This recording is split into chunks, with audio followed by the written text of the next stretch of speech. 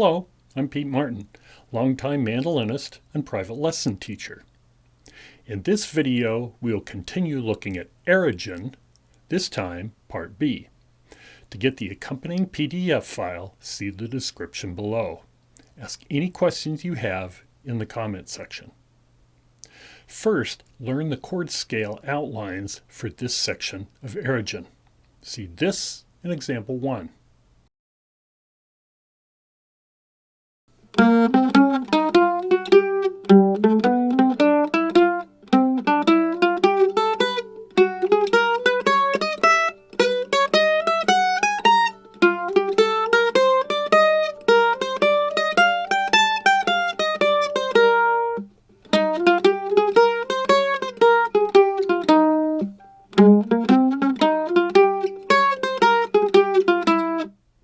The line at the end of Part A concluded with a D flat note, so that is our first note here.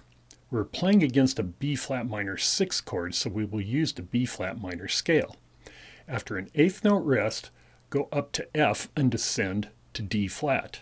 Here we pivot a chord with the notes F, A flat, and C. See this in example 2. 2, 3, 4. The next phrase is one measure of D minor 7 and G7. Remember, for soloing, Barry thinks of this as all G7, so we will use the G dominant scale. We start on the B note and descend the scale with 2 extra half steps, then at the G note go up a chord. This brings us to a C major 7 chord where we will use the C major scale. Play 2 notes of a C arpeggio, E and G. The last 2 notes of the measure are really the start of the next line, so we will worry about them in a moment. This is example 3.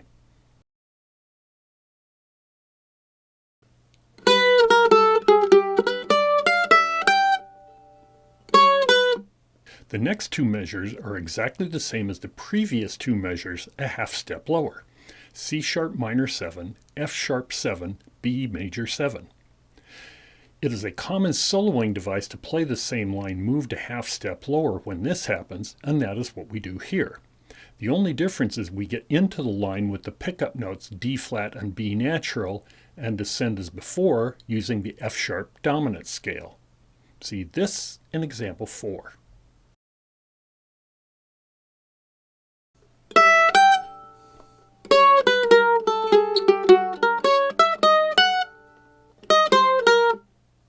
Once again, the next 2 measures do the same musical idea, 2-5-1, a half step lower, this time in B flat.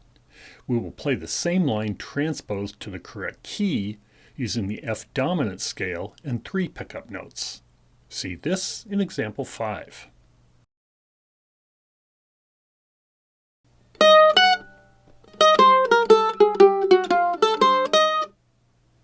We now have 2 measures of B flat major 7, so we will use the B flat major scale. Play 2 notes of a B flat arpeggio, the notes D and F. Down the B flat major scale to E flat, where we descend a chord to F. Now back up to a D note, where we descend the scale with 1 extra half step to E flat, then ascend B flat and C. This will set up the next measure where we encounter a B flat minor 7 chord. Play example 6 now. 3, 4.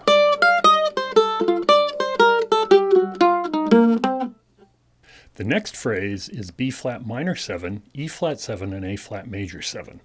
On the first 2 measures, we're using the E flat dominant scale. Starting on D flat, we go up 3 notes. After a 1 beat rest, descend the scale from E flat with 1 extra half step, then pivot a chord at D flat. Descend starting on C for 3 notes, then over to F and ascend to A flat, where we are now on the A flat major 7 chord. Play example 7 now. 2, 3, 4.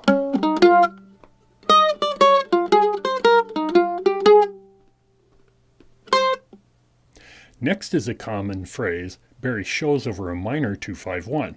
I've heard Charlie Parker use this countless times. Here it is G minor 7 flat 5, C7 to F minor 6. On the G minor 7 flat 5 chord, we use the E dominant scale. Descend this from C to E, the third of C7, up a diminished to C sharp and end on 2 notes of the F minor chord, A flat and F. This is example 8. 3, 4.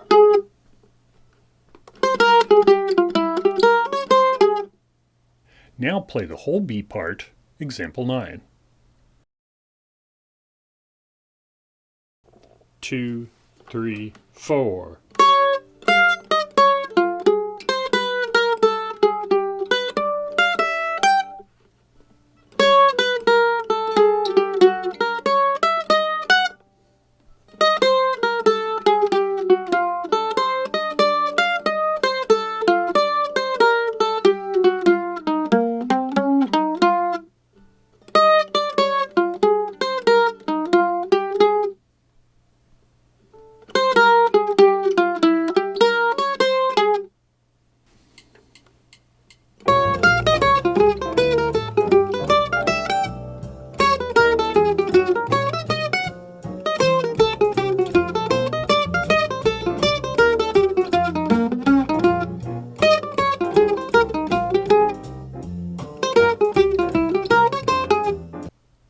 You should work out lines for this B part of Airegin yourself, using Barry's method.